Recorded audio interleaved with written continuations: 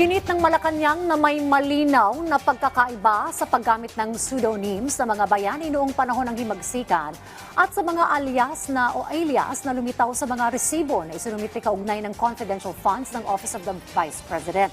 Tugon ito ng palasyo sa paghahambing ni Senator Robin Padilla sa paggamit ng mga alias o alias ng mga bayani at ng mga pangalang gaya ni Mary Grace Piatos, Andy Lee, Pagong, Pusa at Belat na nakalista sa ilang resibo.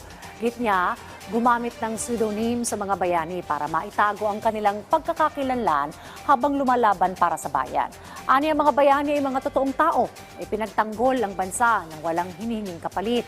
Habang sinabi nito na hindi malinaw kung totoong tao mga individual na nakapangalan sa ilang resibo ng confidential funds.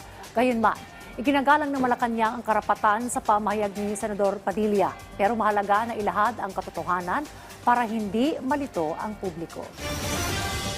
Ang mga bayani noon, kahit gumamit ng pseudonym, ay alam nating totoong tao. Sa ngayon, ang mga resibong naipakita, hindi natin alam kung totoong tao o sila ay multo or mga ghost beneficiaries.